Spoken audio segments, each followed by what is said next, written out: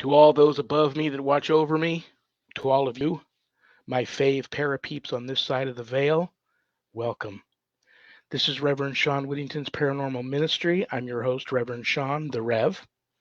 Welcome to my haunted house, my very haunted house. And welcome to the first Monday night episode of the Paranormal Ministry. We're going live 2 days a week now, Mondays at 5 and Fridays at 2 p.m. Pacific. So now you get me 2 days a week.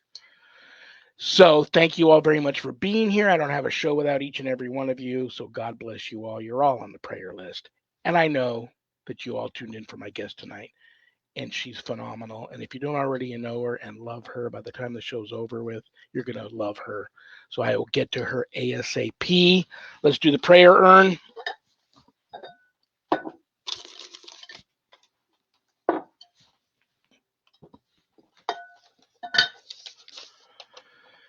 Anna P. from Georgia. Rev, I'm getting married Saturday. Oh, congratulations, Anna. I'm a widow. He's a widower. Both are bringing children from previous marriages into our marriage. Pray for us. Wow, we've got a real life Brady bunch. That is phenomenal. So that is this Saturday.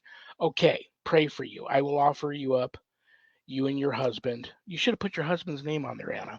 But I will offer up a special prayer for you guys for your upcoming wedding.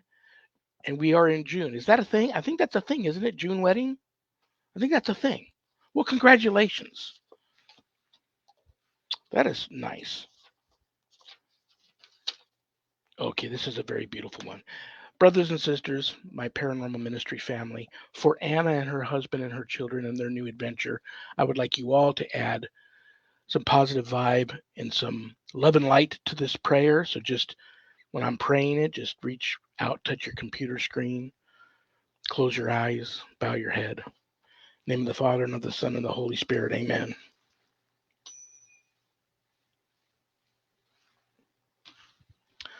Lord God, from you every family in heaven and on earth takes its name.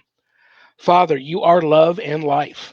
Through your Son, Jesus Christ, born of a woman, and through the Holy Spirit, fountain of divine charity, grant that every family on earth may become for each successive generation a true shrine of life and love. Grant that your grace may guide the thoughts and actions of husbands and wives for the good of their families and of all families in the world. Grant that the young may find in the family solid support for their human dignity and for their growth in truth and love. Grant that love, strengthened by the sacrament of marriage, may prove mightier than all the weaknesses and trials through which our families sometimes pass. Through the intercession of the Holy Family of Nazareth, grant that the Church may fruitfully carry out her worldwide mission in and through the family, through Christ our Lord, who is the way, the truth, and the life, forever and ever. Amen. That was a beautiful prayer. Anna, God bless you and your husband. You know what? You didn't ask for this, but I'm going to light a big candle for you and your family and your wedding this coming up Saturday.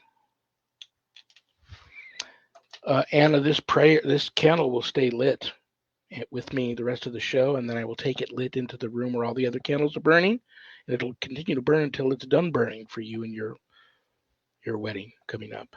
May the Holy Spirit enter and intervene in the lives of you and your husband and your children, and bless your upcoming wedding, and stay with you guys in the remainder of this journey and on to the next for all of you.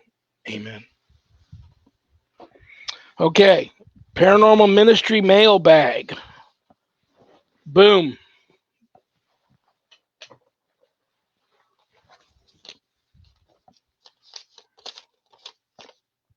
Lisa J. from Las Vegas. Hey, I'm in Las Vegas. Moved into a haunted home. What are ghosts? And what's the difference between ghosts and demons? You know what? I think I'm going to save this question and even ask it of my guest tonight because this is right up her alley. But I will give you the quick and short answer all into one from me, real quick. My mother always told me ghosts are just people without a body any longer. Nothing to be afraid of. If one appears to you, it either has a message or it needs your help. If you can help it, fine. If you can't, that's okay. Let it know you can't. If it's got a message for you after you receive its message, if you're freaked out by ghosts, you just tell it, listen, you're freaking me out. Don't appear to me any longer, but I pray for you. Go to heaven. Um, Demons. The difference between a haunt and an infestation of the demonic is life and death. They are there to kill you. If you suspect you have malevolent forces in your home, get help. Get in touch with local clergy and get some help. But I'm going to ask my great guest to comment on that too. Anything you want to know about my wife and I and our ministry work, go to our website, www.ghost-b-gone.biz, the ministry. If you go there, remember that my wife and I don't charge for our ministry work, helping people with their paranormal issues. So I know times are tough, brothers and sisters, but if you notice the donate button and you're able to do so, click on it and send in a small donation. I promise you it'll be appreciated from the bottom of our hearts. And trust me, we will put it to good use. Um, in addition to being an ordained exorcist, I'm also a spiritual advisor. So there's an area there where you can make an appointment with me to speak with me about spiritual issues that you may be having, not attached to the paranormal. But don't leave the website without navigating over to the page called the WSE course/book. On that page, you'll find my new haunted autobiography, God, Ghosts, and the Paranormal Ministry. And I quote, scariest book I ever published. That was Annette Munich, owner of Stellium Books, my publisher. But don't let that scare you off of purchasing a copy. The good thing about the book is part of the proceeds of every sale of every copy of my book goes to support stjude.org, St. Jude's Children's Research Hospital, Nevada, and the ASPCA. So you get to help the animals a little bit. And if there was ever a better time to get the book, it's now because ta-da, there is going to be a God, Ghosts, and the Paranormal Ministry 2 Chronicles of an American Exorcist book coming out summer 2022. So now you can get this, the first one, catch up, and I do update in the second book some of the stories that I left kind of open-ended in the first book. You can get the book a little less expensive at Amazon. You can also get an autographed copy enclosed in a house blessing kit on the website. Scroll a little further down and you'll see the Worldwide Society of Exorcists, which I'm a founding member. I'm the instructor. I offer a college level online course, Introduction to Spiritual Warfare, through the WSC.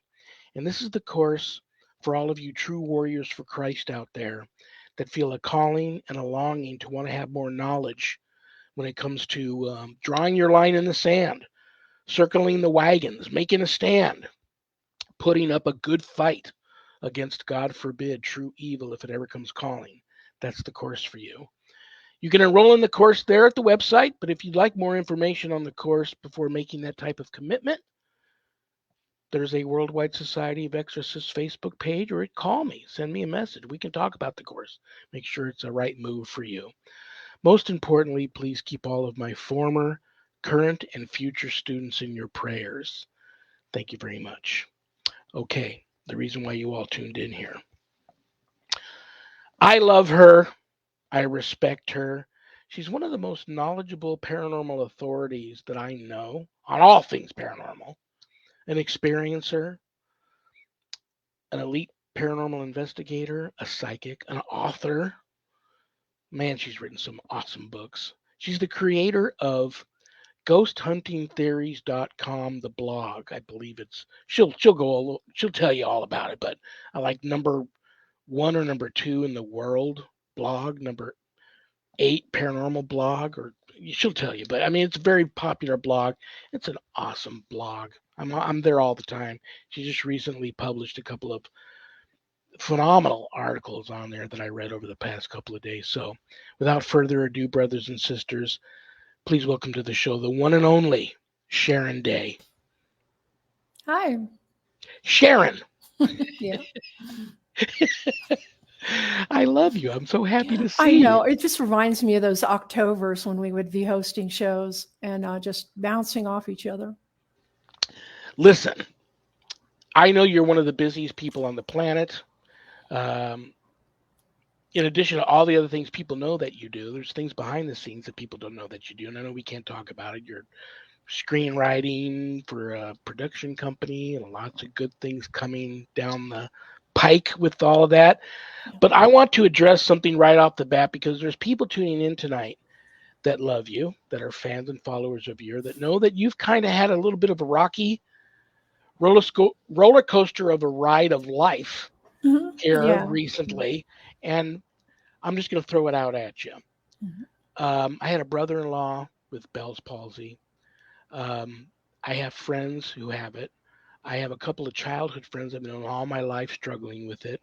And some of your fans and followers who also have it have reached out and they're looking forward to hearing from you tonight because you handled getting that like the champion that I knew you are. And you're conquering it like no one that I know. And I know people now that are in such deep depression over it. Mhm. People want to hear from you how you handled it the way you did, and if you have any advice for some people out there that may be suffering. Oh, sure. I'm just about to make the 1 year mark. I was bilateral. One side went out in June, last June, and the other side 2 months later. So I had a weak side trying to help the other side that just went down. And it's been very slow. The lips are still having a lot of trouble. Raising the eyebrow on one side is difficult. The eyes still want to water and stuff. People with bells understand what you're up against. Now, a great majority of people that get it's an inflammation of the nerves, the facial nerves that lead into your face from the cranial nerve. And it can be caused, what they believe is usually a virus. And in my case, I had a cold sore on one side. That side went down. 2 months later, I had a cold sore on the other side, and the other side went down. It doesn't mean having cold sores is always going to cause it, but I also silently had diabetes and didn't know it. So I looked at it as a warning sign. It was telling me, Sharon, your immune system's not working. And I sought the right help to be sure that I got myself in a healthy regimen. I lost 40 pounds. Wow. Yeah, in just like And two you and a didn't half have months. you didn't have 40 pounds to lose. I don't look like it. I carry my weight well. I'm kind of large frame with wide shoulders, so I can hide weight really well. But on BMI scale, I would have been considered obese. So I did need to lose that. And it did affect my blood pressure and my blood sugar to being normal.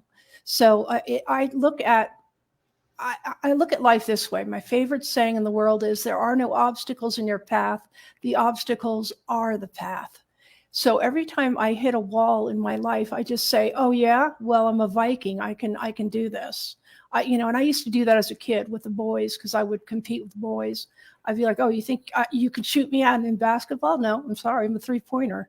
So I just decided first educate yourself, learn everything you can about it. Your doctor's probably going to tell you, here's our standard way that we treat it. And they still really don't understand. It heals on its own in almost all cases. Some people are left with a little bit of residual. I refuse to have any residual. So I am monitoring myself where I actually videotape and photograph myself weekly to see what changes there are. Because when you're having it, you don't see the changes, but it becomes apparent, yes, you are getting better. It meant a lot of stress reduction and a lot of facial massage. Really, really helped a lot. But on ghosthuntingtheories.com, you'll find an article about Bell's palsy there. And it's my ongoing diary of how it's been going for me. And I encourage people, if you're having trouble with it and you really need a perspective or you need somebody to hold your hand or tell you this is normal or whatever, my email is ghosthuntingtheories@gmail.com. Just contact me. I think no one should go through this alone. Oh my gosh. As you were talking, you were giving me, the goosebumps because it's just, I can feel how much help that is giving to those that need it listening to you. And you are, I know no one like you that tackled this the way that you did. And so that should be Yeah. something that people that are suffering from that should really take note of. What about the What's depression? What did you do about to keep from just going? Well, at first, I kind of handled it by asking for a medication. So I actually got on Zoloft because I just got new health diagnoses, and my whole life just sort of stopped. And I was having trouble eating. I could only do liquids. I was drooling all the time. It wasn't me. One thing that I do believe in is manifesting, and that's how I've always gotten through things in life.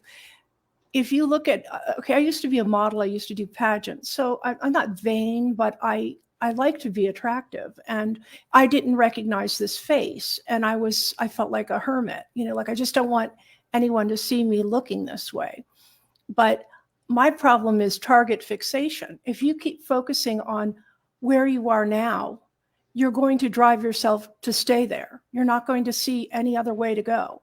You're going to actually be focused on all the flaws. And so I would pull out pictures and videos and things of me when I could smile normally. And I would go, you know what? I'm going to be, now that I'm even 40 pounds thinner, I'm even going to look better smiling. And I just kept manifesting toward where I wanted to go instead of looking at where I am or where I've been the last few months. So try not to focus too much on the physical appearance of yourself. Just think that this gave you insight into your immune system, your health. It made you have to slow down and not be so stressful. And you can literally, from all this massaging and all the facial exercises, you will be better looking when you're done. So, yay.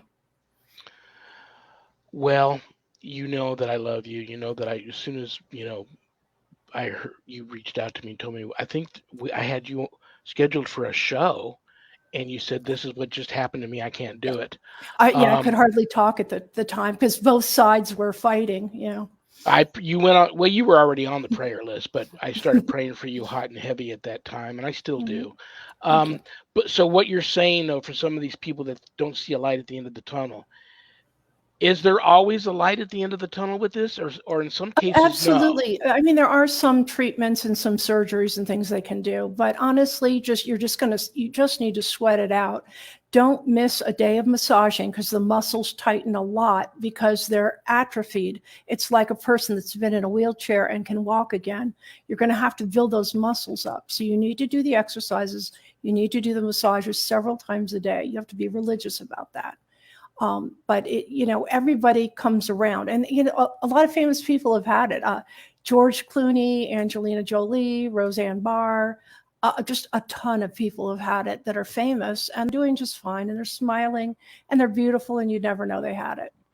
Just manifest. Imagine being even better than you were before. Well, if I was there, I'd give you a big hug and a kiss. You know that. Thank you. I'm proud of you. I'm so proud of you. And you look very pretty today. And to me, you're Thank the you. same old Sharon Day. So, Well, thanks. Yeah. what else do I want to say to you? You are so active, and it seems like even during all that time when there was probably only you and God know how dark some of the ride was. Mhm. But you seem, I mean, you're always urbexing. You're always out with your other paranormal enthusiasts, urbexing buddies. Doing Mhm. that paranormal investigations. Did that slow you down much, or were you determined it's not going to? I'm still going to do what I love to do and what I'm passionate about. Oh yeah, I think mostly the only thing that gets in the way of that is just the schedule, the things I'm trying to do. I mean, I'm keeping. I just had a researcher. He's about 85 years old. He's been researching for over 60 years, but he's such a mountain man hermit that he would go back to his cabins and just dump his souvenirs and things he found and casts of Bigfoot and stuff, just put them in there. And I said, you know what? We really need to archive this. So he came to my house for 2 weeks and We went through archiving and all the photos and all the notes and every detail. I didn't want information like that lost. And in fact, one of the things he found that he showed me photos of, it blew my mind because it was found in a very hidden cave in the Southwest. It was a set of two, there was 4 different statues and a little like stone shrine that was set up in the cave. And you could see the cave walls had carvings in it and had been shaped, and it was very purposeful. But what baffled me was these statues. What the heck are they? So my research partner, Dennis Gurn, and I, we went back and forth. And finally, Dennis said, I know where they're from. And I'm like, where? And he said, the Marquesas Islands out in the South Pacific. And I looked at the statues. And this is in Arizona they were found. Not in Arizona, but in the Southwest. Yeah. Oh, okay. Yeah. And so I'm going, okay, I'm going to try to make sense of this. Because at first I thought, oh, Aztec treasure or something, didn't match up with any of the Aztec stuff. But when you look at the Marquesas Island statues, they're very mysterious. They don't know who carved them. Some of them are giant. Some of them are 6-fingered. But their looks are very, very alien. Big bulbous eyes and long heads. Strange looking, very strange. But these are absolutely identical.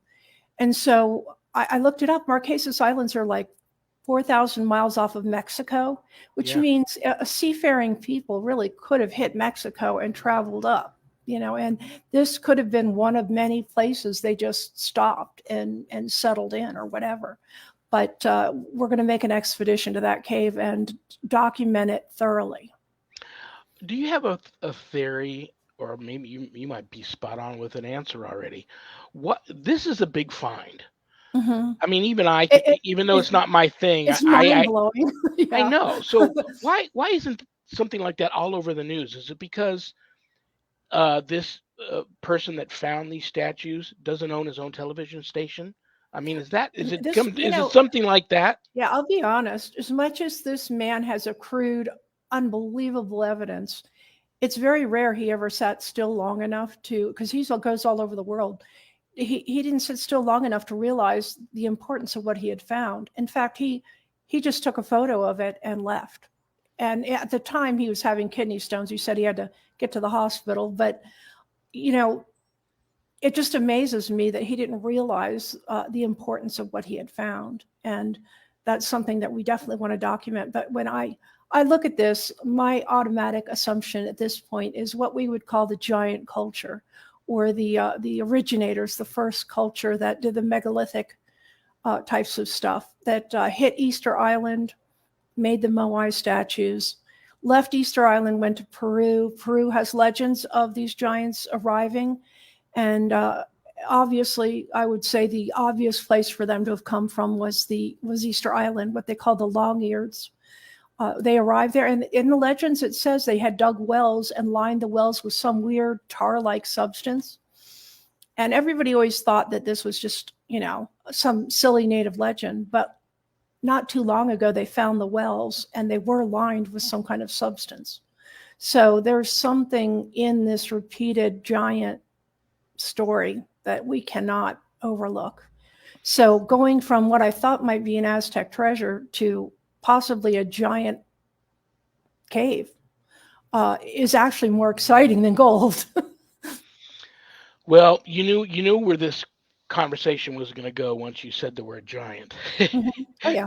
And before I bring the big hairy guy into this conversation, mm-hmm. I'm of the opinion that you could categorize Bigfoot in amongst some of the original indigenous giants, but I believe there were some giants that were actually closer to us that were legitimate giants. You're a psychic, you're an elite investigator and researcher and all that stuff. You've been doing this a long, long, long time. In your heart of hearts, your best guesstimation, what do you think happened to these giants? I think we can look back at the legends. I think a couple of different things were against them. One of the things that was against them was they were cannibalistic. Did not make them a good thing for any of the native people. And I think the native people outbred them. I think it was much harder to birth a live giant child, given the way their skulls were. It probably just bottlenecked population-wise. And then in the Legends of Natives, they said they had an uprising where they went against the giants. Even different tribes that were not friendly tribes with each other got together to kill off these giants. So you have today some giants in the forest who are hiding from us, and no, they shouldn't have contact with us. And I find that interesting, especially when their populations are near a lot of the locations like the Cahokia Mounds and some of the areas along the Mississippi where the tribes said they had driven the giants away. So I think we have to look at something very logical here. We had giant skeletons found in America, and today we still have giants. We also have legends that show why the giants are hiding. Now, you put people in a feral situation long enough, they're going to get hairy. Even a regular Homo sapien is going to grow very thick body hair living outdoors. That's not unusual, but their knowledge seems to be they seem to be extremely intelligent, but they don't need to use technology. And that's, I think, something that natives really understood, the spiritual aspect, the aspect of them being able to use consciousness in ways we don't understand, and to build megalithic structures, or even just to cloak themselves within a forest. It's so weird, interesting that you said that. I'm gonna put your feet to the fire on this. Mhm. I love the new show that's out. I can count on one hand the people that I even listen to when they want to give me an opinion about Bigfoot. You're one of them. Mhm. I love the show Expedition Bigfoot. And I, over the last few years, I've lost track of how many times I've said to people, the longer I'm in this field, even what I do, deliverance ministry and ghost hunting, ghost busting, the less I feel I know. The longer I'm in it, the less I feel I know. And now watching this show, for lack of a better term, I'm going to use confusion. I'm more confused now than ever before about what I used to just think was Harry out there. And he's just waiting to get run over by a station wagon and drugged back to the home and live with the family. Eat So a here I corsage. am, yeah, and here I am, thinking that I've talked to many people like you about what I thought was my own experience with Bigfoot, and they firmly believe I did have an encounter. So this show, what I've gotten out of this show, which now blows my mind, is the cloaking. You mentioned the cloaking. The infrasound, the theory of the infrasound, and the theory of the interdimensional travel. Well, there's so much spirituality thrown on there, and I love God, and I believe we're all here because of God, and they're part of God's creature and God's plan. So I do believe there's a lot of spirituality and supernatural stuff going on with this creature. Yeah. But I'm going to tell you a quick story. I have a friend who reminds me so much of you. But she's not into Bigfoot, but she lives up in the great Northwest. Oh, good. An avid hiker, goes out there with her dogs hiking. Now, here's the crazy thing. Totally not into Bigfoot. Totally. Could care less. She's having a conversation with a girlfriend who happens to say, you live in an area that's, known for Bigfoot. Have you ever had a Bigfoot sighting?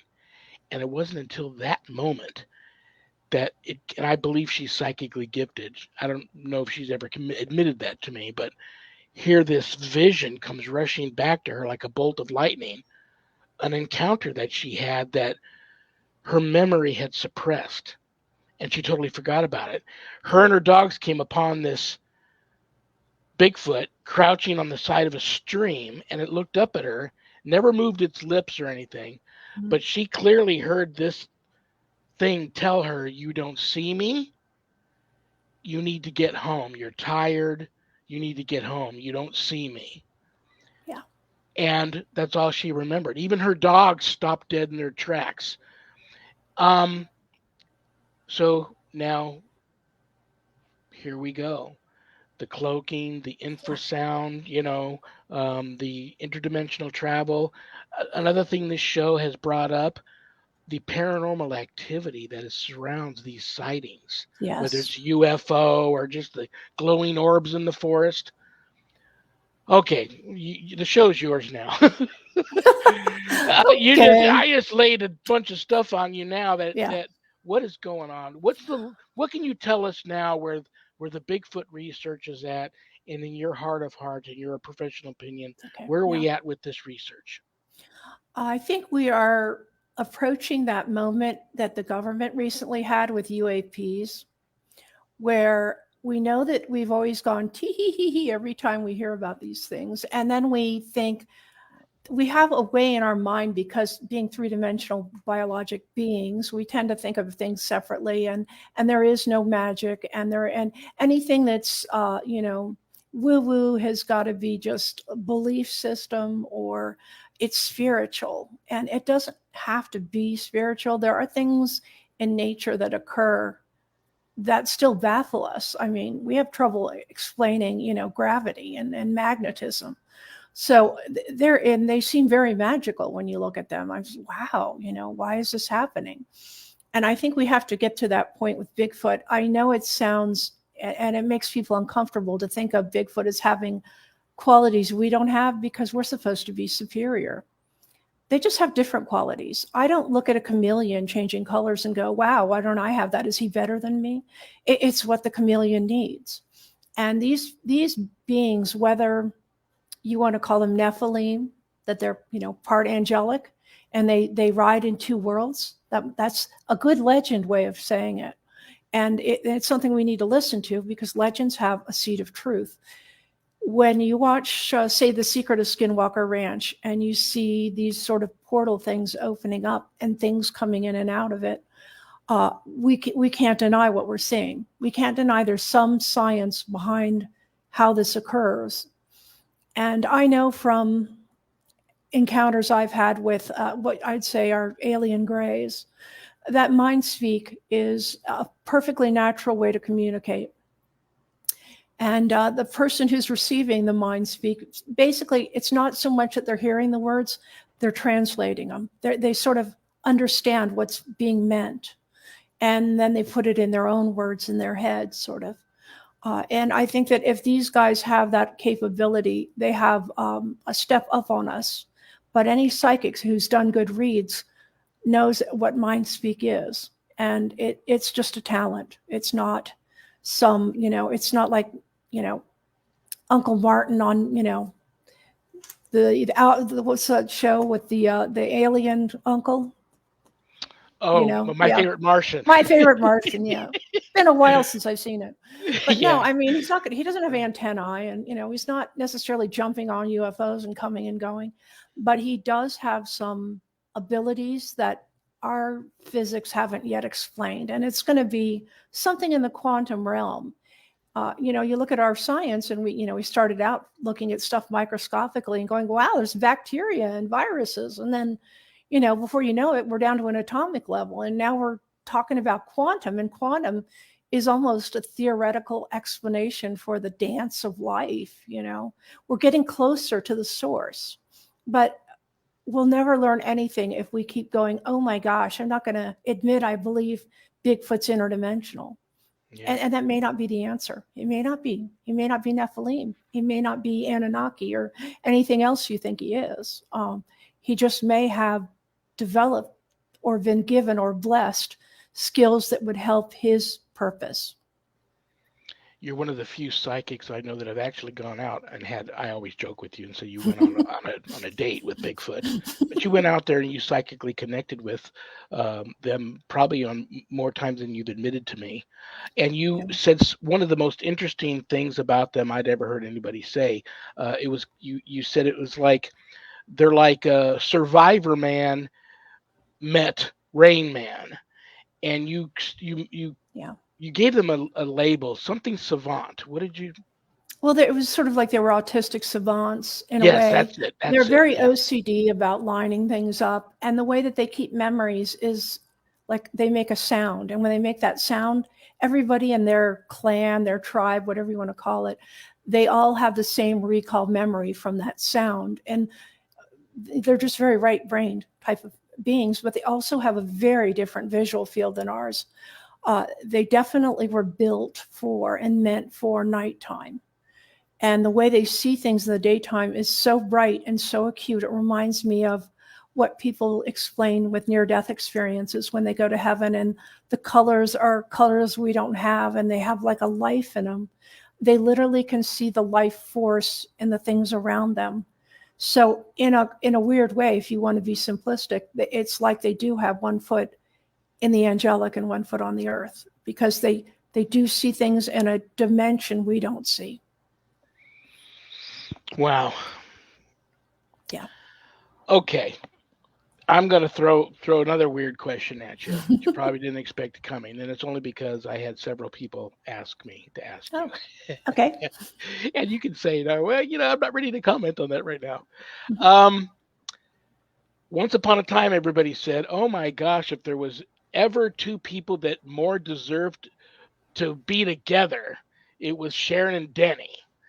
And then there was some weirdness there for a little bit. And now people want to know. We know Denny's around, and everybody's like, Oh "You should yeah. go to Yeah. Denny's." No, not the Denny's you eat at. Mhm. Dennis.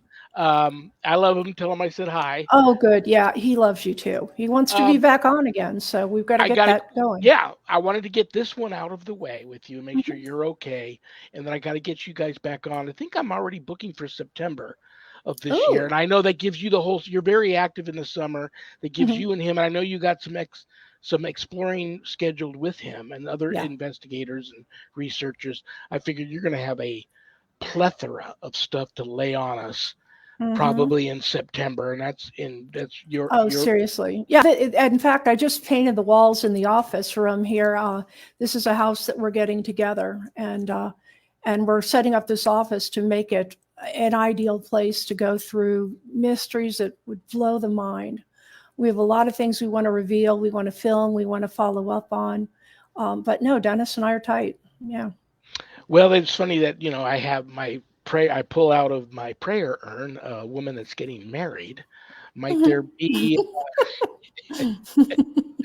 I don't have a date for you, not yet, but we have to meet certain criteria, and all of the Okay. things are getting done. But yeah, no, plus I would never get married in the heat. I'm not a June bride. I'm in Phoenix. Is The that a thing? first. I asked it. Yeah. I'm not. I think I've heard Yes, that June somewhere. June brides. Yeah. wedding. Yeah. It's that and Valentine's Day. They're booked up years ahead. It's hard to get, a venue. Did you hear that now they're getting on? They're getting on the Elvis.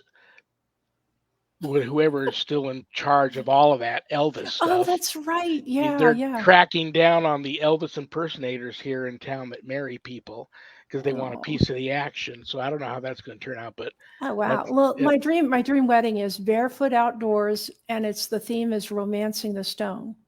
Oh my gosh, that would be You beautiful. know that dance scene they have there with the cantina with all the lights, the night lights hanging up, and they dance and stuff, and the outfits they're wearing, and then because we're both rock collectors, I would love to do a geode cake or something like that, or a cake with a big emerald on the top. It was so funny that you bring that up. They just had a triple feature.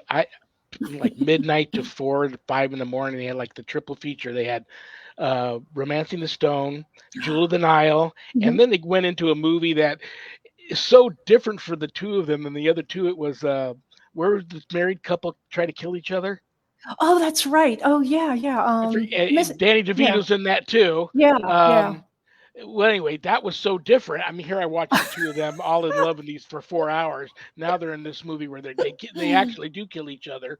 Mhm. Spoiler Yep. alert at the Yeah, end. the end. Yeah. Um, but they were War of the so Roses. That's Yeah, it. That's it. They were yeah. so magical together as actress and actor, Oh or yeah, actors. That those yeah. were great movies. But yeah.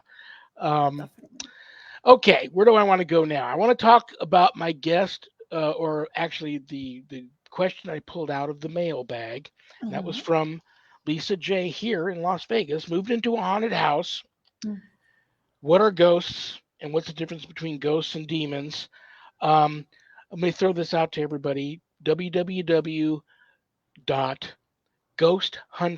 www.ghosthuntingtheories.com. It's a blog. You've had it forever.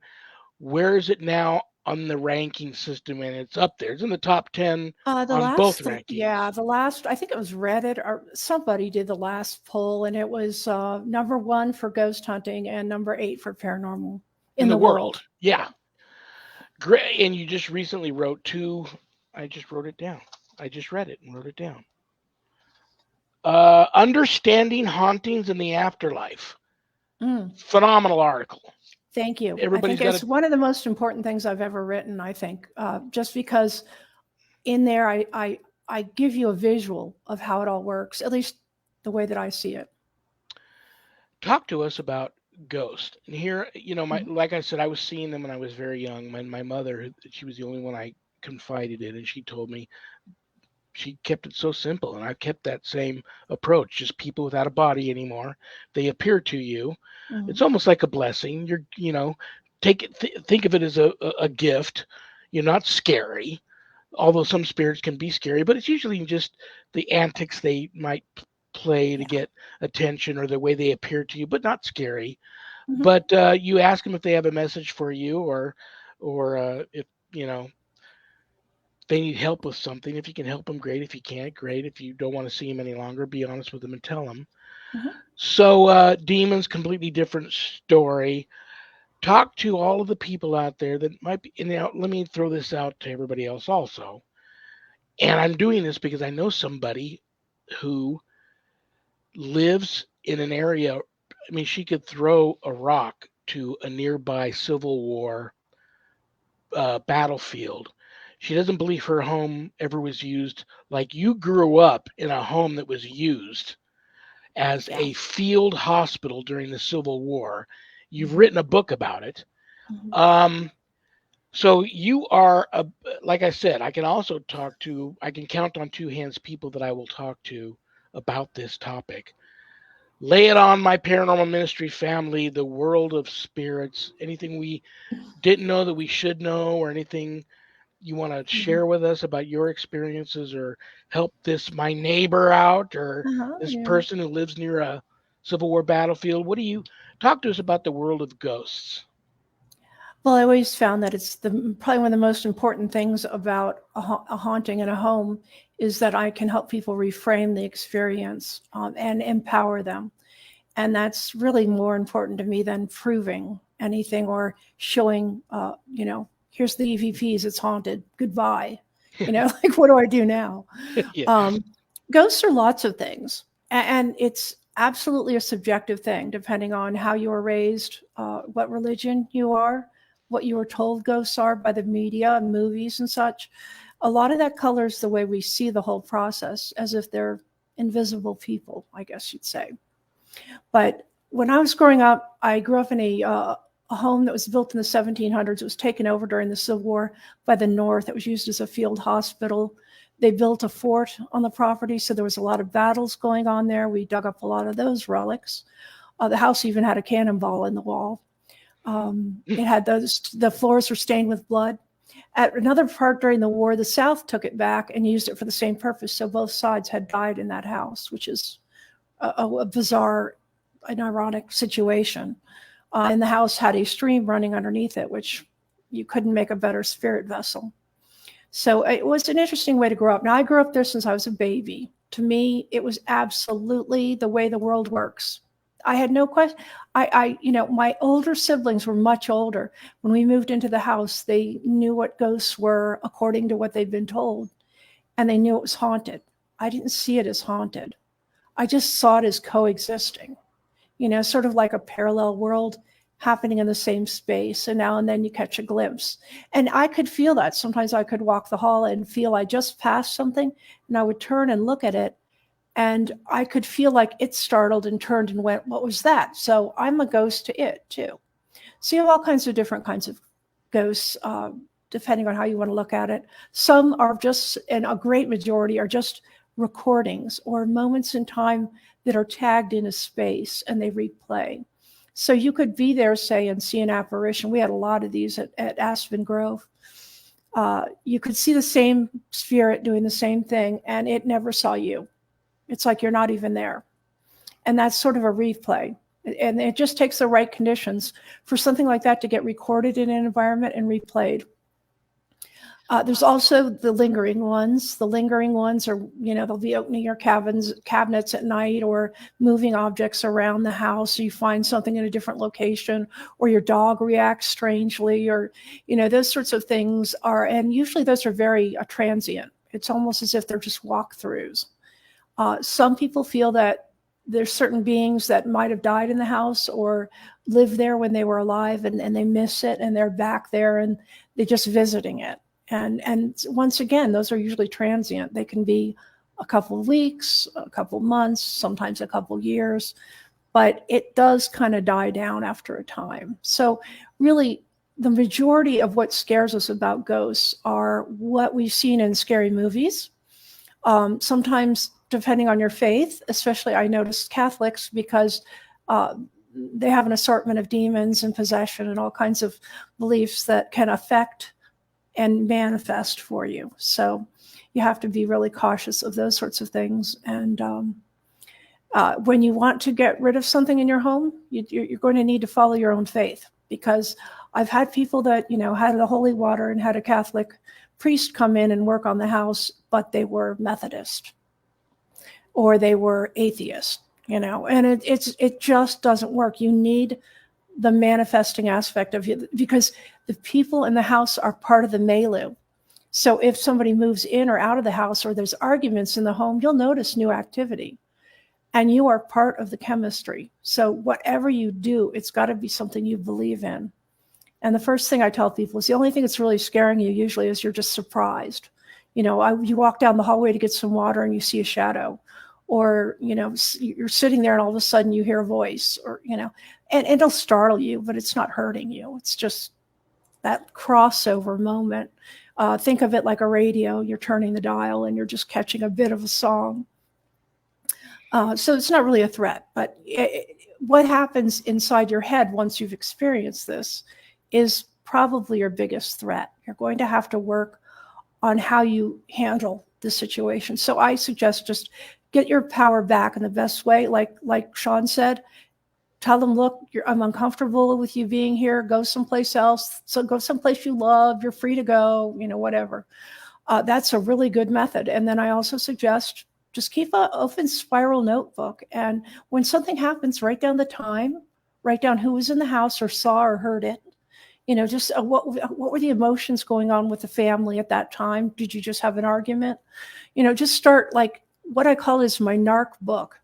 You gain more power when you start tattling on the ghost.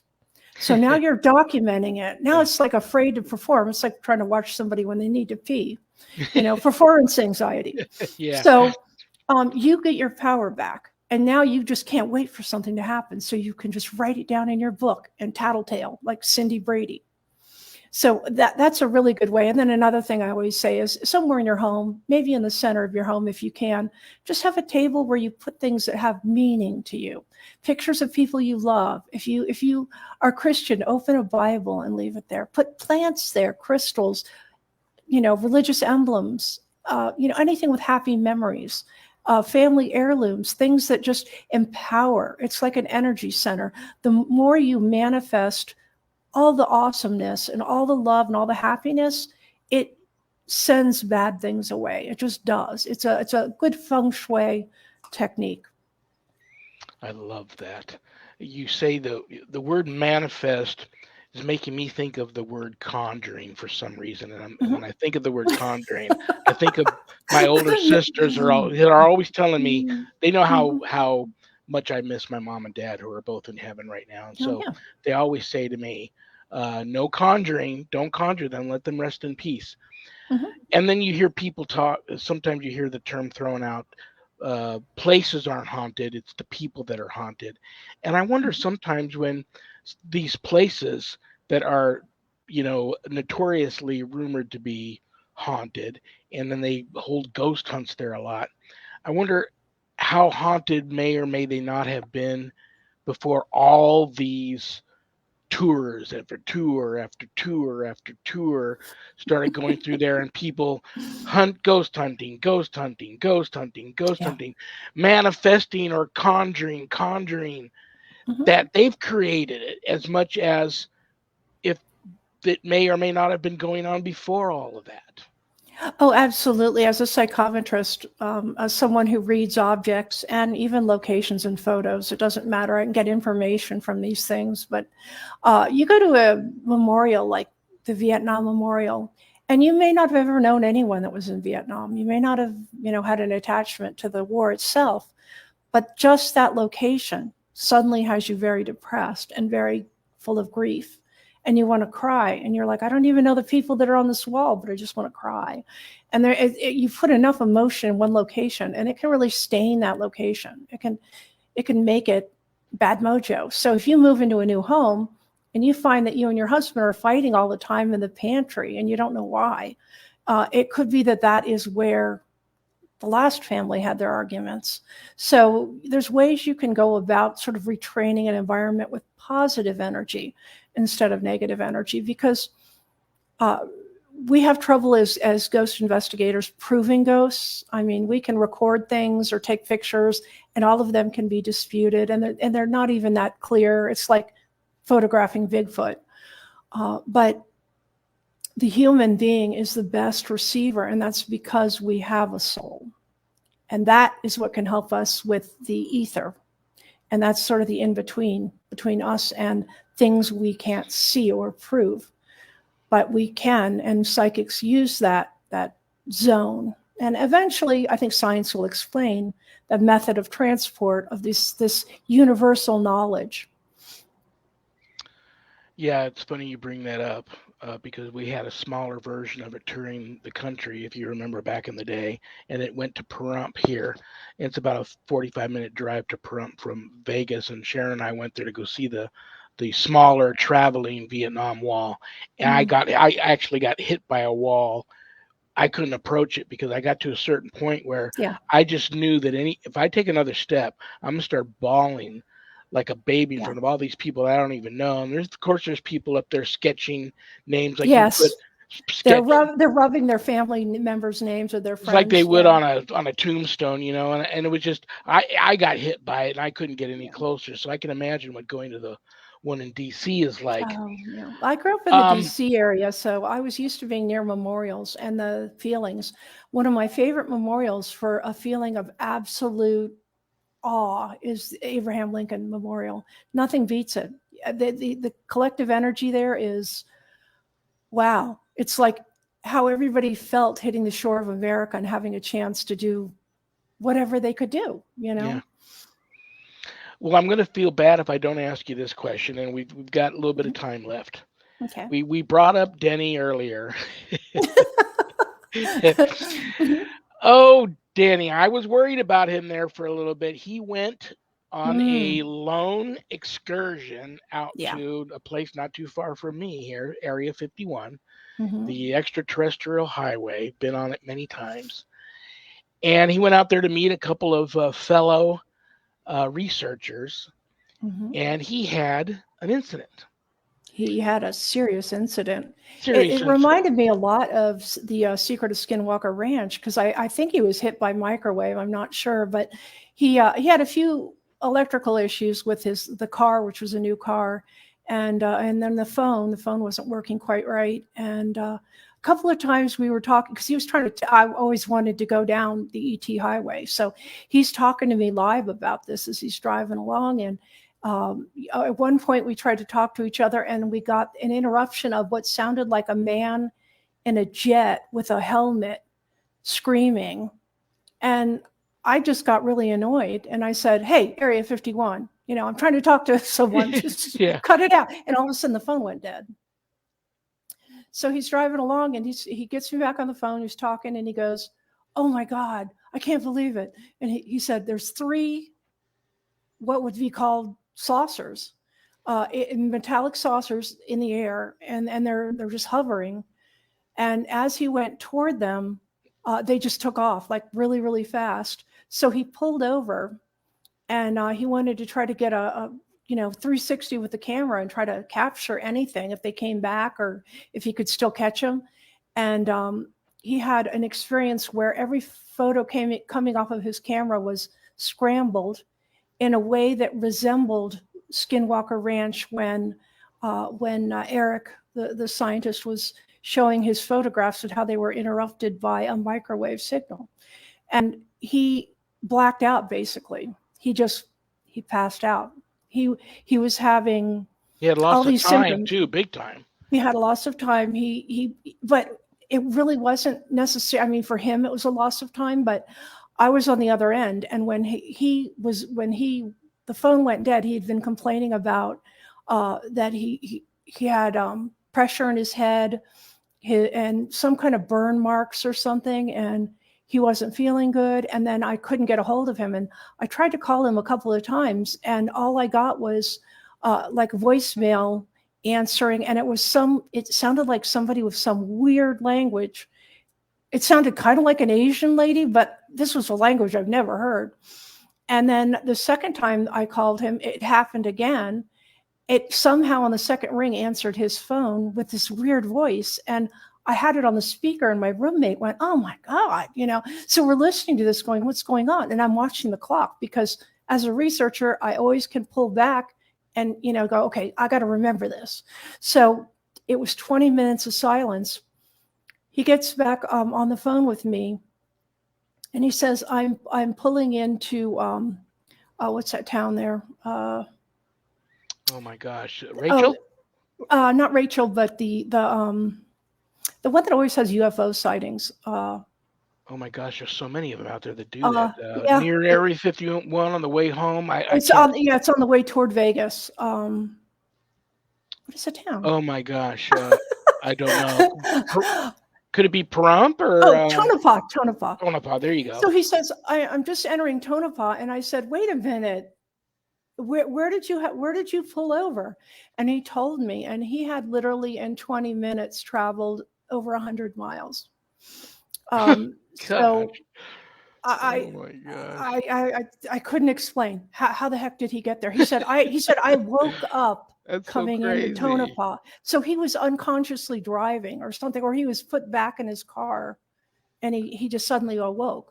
But he had many days there in Tonopah. The researcher friends he was going to go on an expedition with, they came racing down there to take care of him, because he literally couldn't be trusted to walk out of the room without forgetting where he was and who he was and what room he was in. And he was in exquisite pain. He had burn marks on his arms. He was vomiting. I mean, just the whole reaction was, it sounded very much like he'd been hit by microwave, and it took quite some time to get himself back to his strength again. But it was just very bad timing. Poor Denny. Yeah. I'm glad he's doing a lot better. I know he's doing a lot better now, and I'm glad you two are both, whatever you want to call it,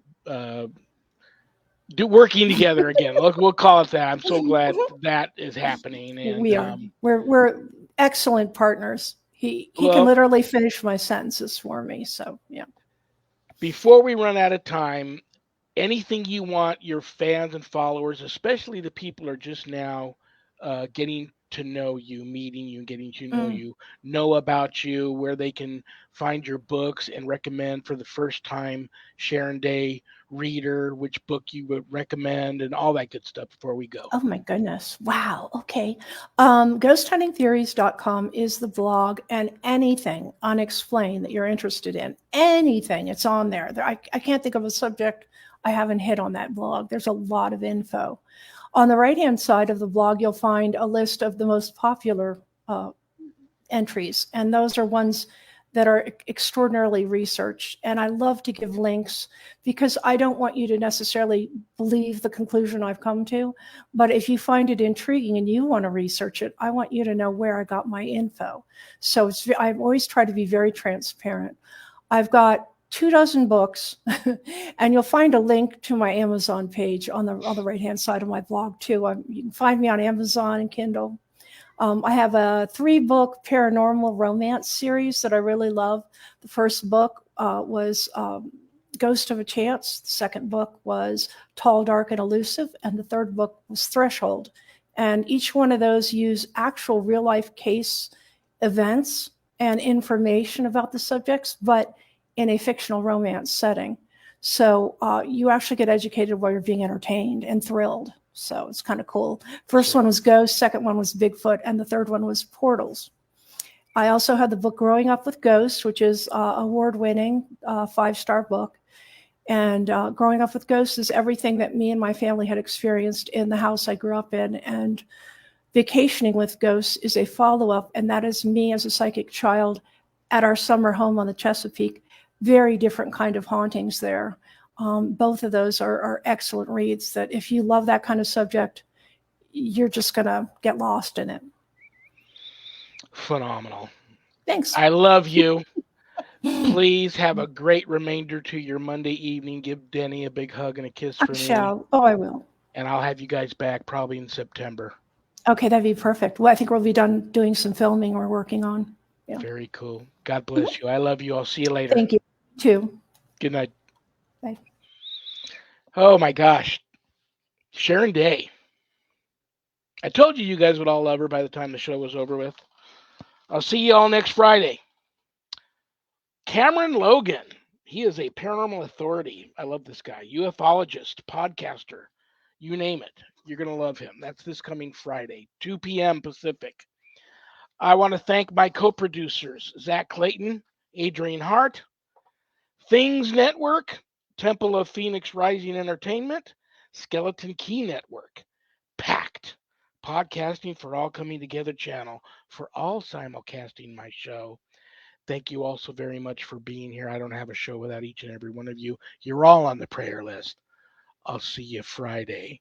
On that note, good night, Danny. Good night, Jack. Good night, Dog. Good night, Harold. Rest in peace. Good night, Ernie. Good night, Bill. Good night, Dan. God bless all of you. Peace.